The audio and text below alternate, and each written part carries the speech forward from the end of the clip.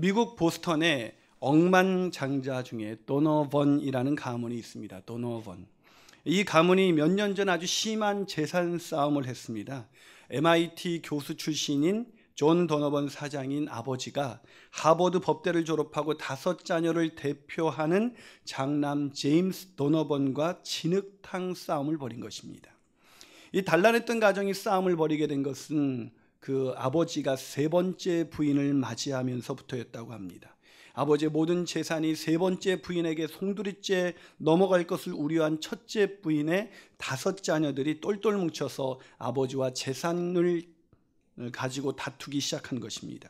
그냥 단순한 다툼이 아닌 성폭행과 모함, 심지어 살인 협박까지 있었던 그야말로 진흙탕 싸움 중의 싸움이었습니다. 세상이 다 그렇지 뭘 그렇게 놀랍니까? 뭐 새삼스럽게 말씀하십니까? 이렇게 얘기하시는 분들도 계시겠지만 문제는 이 사람들이 교회에 다니는 기독교인들이었다는 것입니다. 이들의 싸움을 보도한 기사는 이렇게 쓰여져 있었습니다. 도너번 가문의 오랜 친구인 폴 맥커포이 전 예일대 학장은 도너번 일가는 주일마다 교회를 찾았던 행복했던 가족이었다. 그러면서 그들이 재산 문제로 싸우게 된 것은 비극 중의 비극이다라며 안타까워했다. 오늘부터 우리는 몇 주 동안 믿음으로 세워가는 명품 가정 시리즈 설교를 나누게 될 것입니다. 교회 다닌다는 이유만으로 기독교 가정이 이루어지는 것은 아닙니다. 명문 가정이 만들어지는 것은 아닙니다.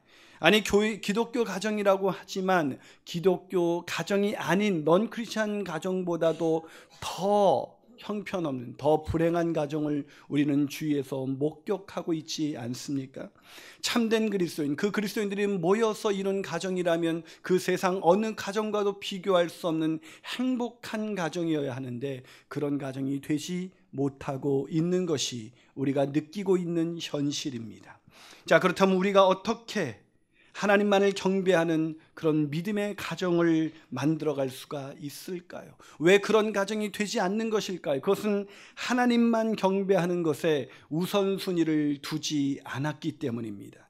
기독교 가정이라고는 하지만 그 가정 가운데 하나님이 없는 가정이 많이 있습니다. 하나님이 최우선순위가 되지 못하는 그런 가정들이 너무나 많다는 것입니다. 그러기에 저는 하나님만 경배하며 살았던 사무엘을 키운 가정, 엘리와 한나의 가정 이야기를 통해서 우리의 가정이, 우리의 가문이 어떻게 하면 하나님만을 경배하는 그런 믿음의 명문 가문이 될 수 있는지 그 비결을 함께 나누고자 하는 것입니다. 자, 우리의 가정이 어떻게 하나님만을 경배하는 그런 믿음의 명문 가정이 될 수가 있을까요? 첫 번째 비결은 고난 속에서 드려지는 기도가 있어야 한다는 것입니다. 고난 속에서 드려지는 뭐가 있어야 된다고요? 기도가 있어야 한다. 여러분, 고난이 올 때 기도하는 것보다 쉬운 것은 하나님을 원망하는 것입니다. 낙심하고 좌절하면서 하나님을 떠나가는 것이 일반적인 사람들의 반응입니다. 그러나 믿음의 명문가의 어머니인 한나는 달랐습니다. 자, 사무엘상 1장 10절 보세요. 자, 어떻게 기록되어 있습니까? 있습니다. 시작. 한나가 마음이 괴로워서 여호와께 기도하며 통곡하며. 한나가 괴로웠을 때 어떻게 했다고요? 하나님께 기도했다. 괴로웠을 때 낙심하거나 하나님을 원망하고 좌절한 것이 아니라 하나님께 기도했다는 것입니다. 이 한나의 이름의 뜻은 은총을 입은 자라는 뜻입니다. 은총을 입은 자. 그런데 한나의 인생에 하나님의 은총은 없는 것처럼 보입니다. 얼마나 괴로운 인생이었는지 성경은 한나가 통곡할 수밖에 없었다라고 기록해주고 있습니다. 도대체 무엇이 그렇게 괴로웠던 것일까요? 사무엘상 1장 2절은 그 이유를 이렇게 설명하고 있습니다. 자, 1장 2절 같이 있습니다. 시작. 그에게 두 아내가 있었으니 한 사람의 이름은 한나요 한 사람의 이름은 브닛나라. 브닛나에게는 자식이 있고 한나에게는 자식이 없었더라. 생각해 보십시오. 그 당시 불임은 하나님의 저주로 받아들여지고 있었습니다. 하나님이 나를 저주하셨다. 평생 그렇게 살 수밖에 없었던 이 여인에게 얼마나 큰 고통이 있었을까요? 그런데 한나의 마음을 더 괴롭게 하는 것이 있었습니다. 그것이 사무엘상 1장 6절입니다. 자, 사무엘상 1장 6절을 한번 같이 읽어보겠습니다. 시작. 여호와께서 그에게 임신하지 못하게 하심으로 그의 적수인 분인나가 그를 심히 격분하게 하여 괴롭게 하더라. 분인나가 심히 격분하게 하여 괴롭게 했다는 것입니다. 분인나라는 첩이 정부인 한나를 격분할 정도로 멸시하기 시작한 것입니다. 분인나라는 사람이 첩이라는 것을 어떻게 아냐고요? 우리가 읽은 성경의 버전을 보면 한 사람의 이름은 한나요, 한 사람의 이름은 분인나라라고 이렇게 기록되어 있지만 원어를 보면 이 분인나를 수식하는 하나예라는 이 하나예라는 단어는 원어로 핫쉐니트라는 단어인데, 이 핫쉐니트라는 단어는 또 다른 두 번째의라는 의미가 있습니다. 무슨 말입니까? 분인나는 두 번째 여인 첩이었다는 말입니다. 아시는 것처럼 당시 정부인에 비해서 첩은 훨씬 적은 권리를 가질 수밖에 없었습니다. 그런데 조용히 살아도 눈에 가시와 같은 존재가 첩일 텐데 정부인을 멸시하기 시작한 것입니다. 아마 한나가 오랫동안 애를 가지지 못했기 때문에 첩을 들인 것 같아요. 당시 고대 근동 지방에서는 정부인이 애를 낳지 못하면 첩을 들이는 것은 당연한 문화였습니다. 그러나 엘가나, 한나의 남편 엘가나는 첩을 들이지 원하지 않았을 거예요. 그런데 한나가 설득했을 거예요. 여보, 그래도 대를 이어야 하지는 않겠어요? 여러분, 우리가 어렸을 때도 이렇게 대를 잇는다는 것이 그 가문의 가장 중요한 것이었는데 고대 근동 지방에서 대를 잇지 못한다, 이건 이로 말할 수 없는 것이었을 것입니다. 그런데도 엘가나는 대를 포기하더라도 한나만을 사랑했습니다. 그러자 한나가 나선 거예요. 여보, 그래도 대는 이어야죠. 그래서 대가 끊기면 안 되니까 엘가나를 선택해서 분인나를 드렸습니다. 이 분인나가 꽤 괜찮아 보였거든요. 이 분인나의 뜻은 다산의라는 뜻입니다. 다산의 여인. 그야말로 애를 잘 낳을 수밖에 없는 인간이었습니다. 그런데 이 분인나가 자식들을 낳더니 돌변해서 한나를 멸시하기 시작한 것입니다. 은혜를 원수로 갚기 시작한 거예요. 사랑하는 여러분, 분인나의 양해를 얻어서 분인나를 드렸으면 사이좋게 지내도 될까 말까인데 그 정부인을 멸시하기 시작한 것입니다. 여러분의 인생 가운데 그런 적은 없었습니까? 은혜를 베풀었는지 배신으로 다가온 적은 없었어요. 그때 얼마나 고통스럽습니까? 그런데 이 고난이야말로 한나의 축복이었습니다. 왜요? 한나가 이 고난 때문에 하나님께 기도하기 시작했던 것입니다. 사랑하는 여러분, 고난은 축복입니다. 우리가 기도할 수 있다면 말이죠. 고난이 축복이 되지 못하는 것은 고난 속에서 기도하는 부모가 없기 때문입니다. 여러분의 가정 가운데 고난이 오셨습니까? 그렇다면 그 고난을 기도를 통해서 축복으로 바꿔가시는 저와 여러분이 되시기를 주님의 이름으로 축복합니다. 한 발 더 나가서 우리가 어떻게 하나님만을 경배하는 그런 믿음의 가문을 만들어갈 수가 있을까요? 그 두 번째 비결은 하나님만을 경배하는 부모의 모범이 있어야 한다는 것입니다. 하나님만을 최우선순위로 경배하는 부모의 모범이 있어야 한다는 것입니다. 제가 이 본문을 꺼냈을 때 여러분, 한나 이야기 그랬을 것입니다. 그러나 엘가나에 주목하는 경우는 별로 없어요. 그러나 지금도 여성의 역할이 커지기는 했지만 그럼에도 불구하고 한 가정이 크리스찬 명문 가정으로 바뀌기 원한다면, 그 가정이 행복하길 원한다면 남편의 역할이 중요하지 않을까요? 남편의 도우심이 없이 그 가정이 하나님이 기대하시는 믿음의 명문 가정이 된다는 것은 불가능한 일입니다. 다시 말해서 엘가나의 역할 없이 한나가 사무엘을 하나님만 경배하는 아이로 키워낼 수는 없었을 거라는 것입니다. 자, 그 증거가 있었습니다. 엘가나가 어떤 사람이었습니까? 사무엘상 1장 3절을 한번 볼까요? 자, 3장 1장 3절입니다. 있습니다. 시작. 이 사람이 매년 자기 성읍에서 나와서 실로에 올라가서 만군의 여호와께 예배하며 제사를 드렸는데 엘리의 두 아들 홈리와 비나스가 여호와의 제사장으로 거기 있었더라. 자, 이 엘가나의 이름의 뜻은 하나님이 소유하신 자라는 뜻입니다.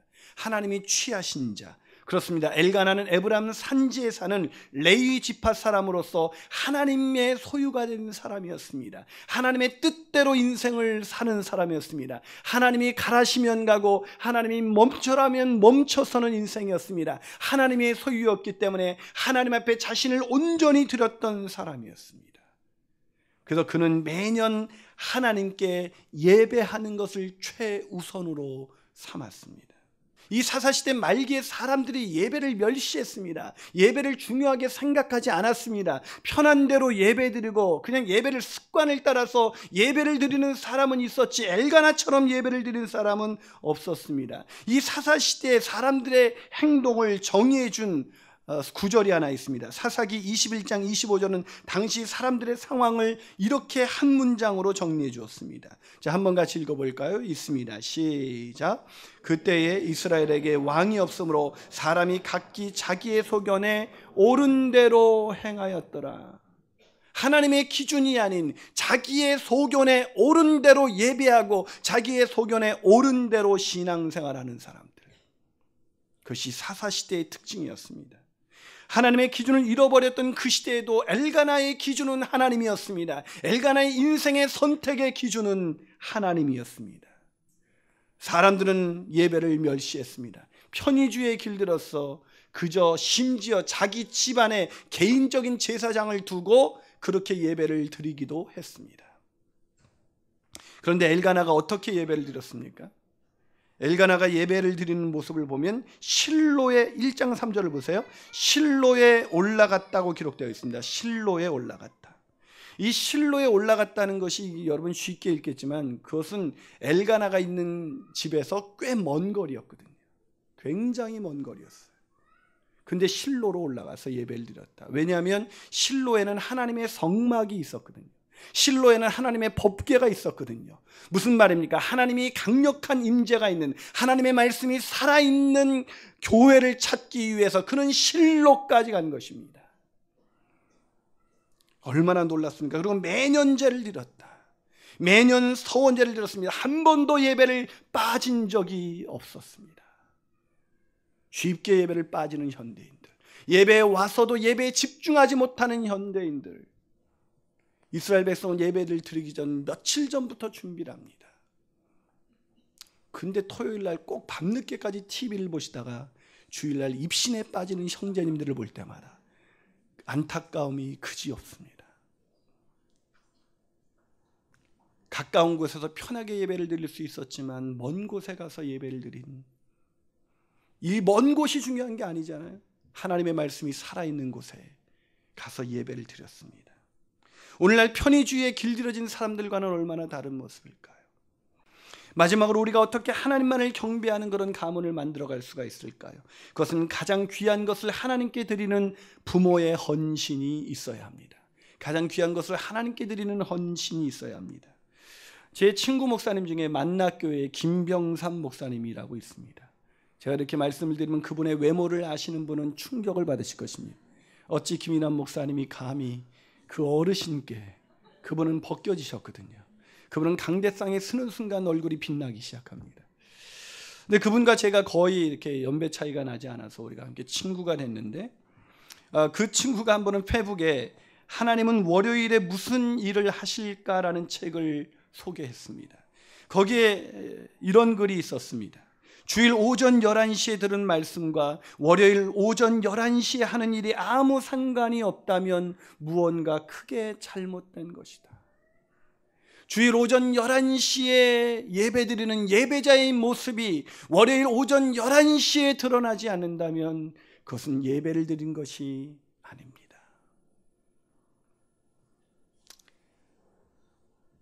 한국교회가 쇠퇴하니 아니니 해도 오늘날에도 예배당에 가면 수많은 사람들이 예배를 드리고 있습니다. 그런데 삶 속에서 예배자는 찾기가 어려워요. 왜 그렇게 되었을까요? A.W. 토저는 그런 우리를 향해서 이것이 예배이다라는 책에서 이렇게 말합니다. 나는 당신에게 일주일에 7일을 예배하지 않으면 일주일에 하루도 예배하지 않은 것이라고 말하지 않을 수 없습니다. 생활 전체와 유리된 예배는 예배가 아닙니다. 하지만 예배하지 않는 사람들. 오늘날 한국교회 예배 자는 주일에 있는 것 같은데 평일에 예배를 삶으로 보여주는 사람은 존재하지 않는 시대에 우리가 살아가고 있습니다. 참 무서운 말이 아닙니까? 일주일에 7일을 예배하지 않으면 우리가 드린 예배는 예배가 아니다. 저는 우리의 예배가 삶으로 드러나기를 주님의 이름으로 축원합니다. 참 무서운 말이 아닙니까? 우리가 예배를 드린다고 해서 하나님이 예배를 다 받으시는 것은 아니에요. 찬양을 하고 11조를 드리고 말씀의 감동을 받았다고 해도 나머지 일주일에서 삶의 헌신으로 나타나지 않는다면 그것은 예배가 아닙니다. 오늘 예배를 드렸던 엘가나와 한나는 예배를 드리고 나서 어떤 삶의 변화가 있었습니까? 사무엘상 1장 28절을 보시죠. 같이 있습니다. 시작. 그러므로 나도 그를 여호와께 드리되 그의 평생을 여호와께 드리나이다 하고 그가 거기서 여호와께 경배하니라. 오늘 엘가나와 한나가 준비한 예물이 뭡니까? 자기의 가장 소중한 자식이었습니다. 자식을 드렸다. 저는 목사지만 제가 성경에서 성경대로 살려고 노력하지만 이건 어렵겠다라고 생각하는 것 중에 하나가 아브라함이 모리아 산에서 자신의 아들을 제물로 드린 사건입니다. 그건 목사지만 도저히 흉내내지 못할 것 같아요. 하나님이 저에게 그것을 요구하신다면 하나님 왜 그러세요? 또 오늘 여기서 그렇게 소중하게 얻은 아들이 아닙니까? 늦둥이만 나도 아빠들이 정신을 못 차리더라고요. 근데 유일한 늦둥입니다. 이 아이를 얼마나 계속해서 보고 싶었을까요? 근데 젖되자마자 이스라엘 백성은 3년이면 3살이 되면 젖을 때거든요. 3살배기 어린아이를 하나님께 드렸습니다. 하나님께 내어놓은 거예요. 우리처럼 헌화식 하고 집으로 데려간 것이 아니라 여호와 앞에서 살도록 그렇게 내어드린 것입니다. 이것이 그들이 예배를 드리고 난 헌신이에요. 우리는 어떻습니까? 여러분 예배장에 무엇을 드리러 나오셨습니까? 지금 여러분 예배를 보고 계십니까? 예배를 드리고 계십니까? 예배를 본다 하면 구경꾼으로 남는 것입니다. 예배는 보는 것이 아니라 드려지는 것입니다.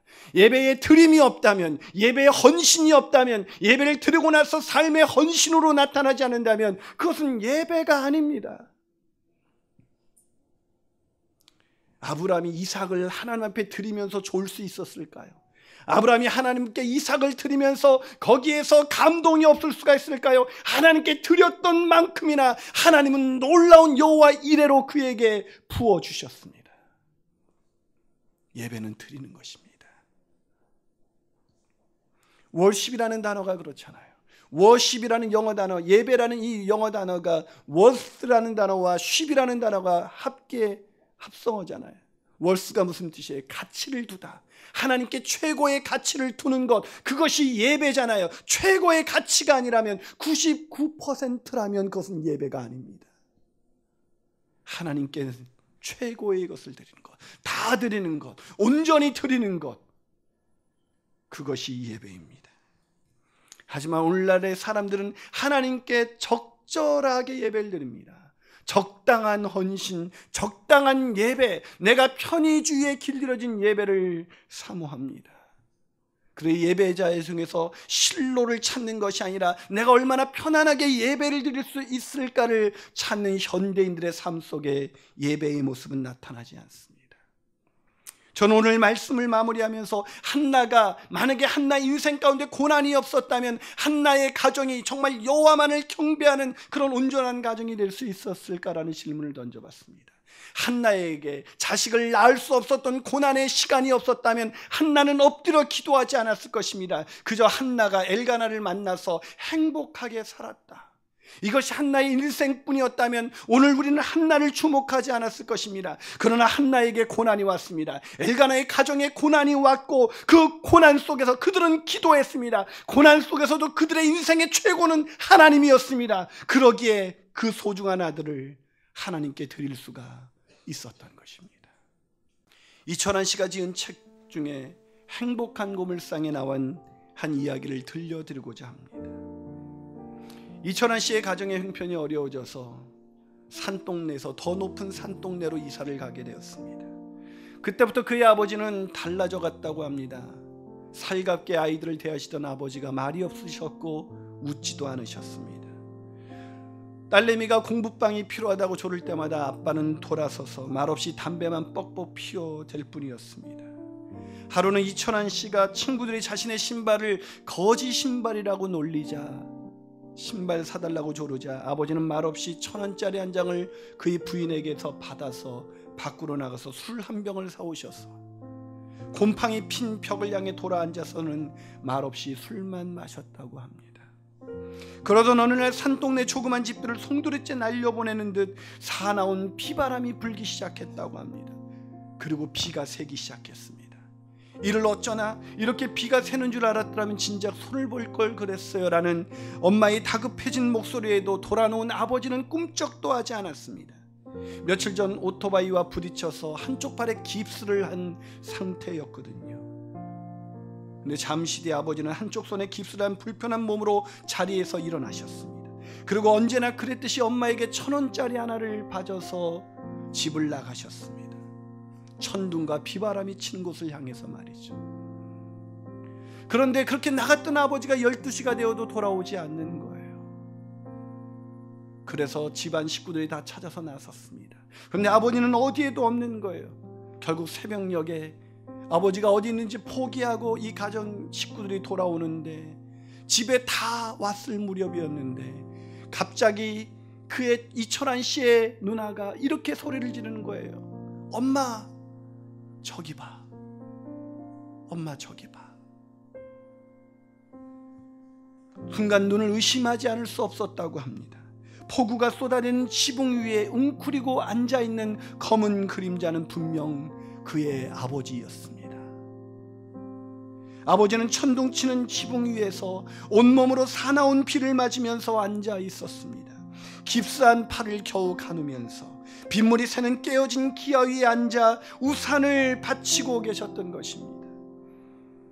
아버지를 부르려는 순간 엄마가 아이들을 말리면서 이렇게 말했습니다. 아버지가 가엾어도 지금은 아버지를 부르지 말자. 너희들과 엄마를 위해서 아버지가 저것마저 하실 수 없다면 더 슬퍼하실지도 모르니까. 우리에게 상처를 준 아버지일지 모르지만, 우리에게 고통을 주신 아버지일지 모르지만 그분은 가난을 받쳐들기 위해서 아슬아슬한 인생을 사실 수밖에 없었습니다. 그러나 가난보다 무서운 것이 죄인 것을 아십니까? 가난보다 무서운 것이 죄와 허물로 망가진 우리들의 모습입니다. 그래서 예전보다 사는 형편은 나아졌는데 여전히 가정은 깨어지고 있습니다. 가정은 무너져서 비바람이 몰아치고 있습니다. 이런 가정을 누가 지킬 수가 있을까요? 하나님만 경배하는 아버지, 그러게 하나님께 오직 기도로 나가는 어머니, 그런 부모의 아름다운 모범과 부모의 헌신이 있을 때야만이 우리의 자녀들이 믿음 안에서 아름답게 자라서 시대 가운데 쓰임받았던 사무엘처럼 쓰임받을 수 있는 것 아닐까요? 중요한 것은 하나님을 예배하는 것입니다. 하나님만 예배하는 것입니다. 하나님보다 더 앞섰던 것이 자식이라면 그걸 내려놓으셔야 합니다. 안타깝게도 하나님보다 더 우선되는 것이 많아서 적당히 예배드리고 편안하게 예배드리고 까맣게 잊고 일주를 살다가 또다시 교회에 나오는 수많은 예배자들은 예배가 아닌 것입니다. 예배자는 오직 하나님만을 예배합니다. 예배자는 그런 극심한 고통 속에서도 기도에 무릎을 꿇습니다. 예배자는 오직 하나님께 헌신하는 기쁨을 누리는 사람들입니다. 사랑하는 여러분, 예배를 드리고 계십니까? 아니면 보고 계십니까?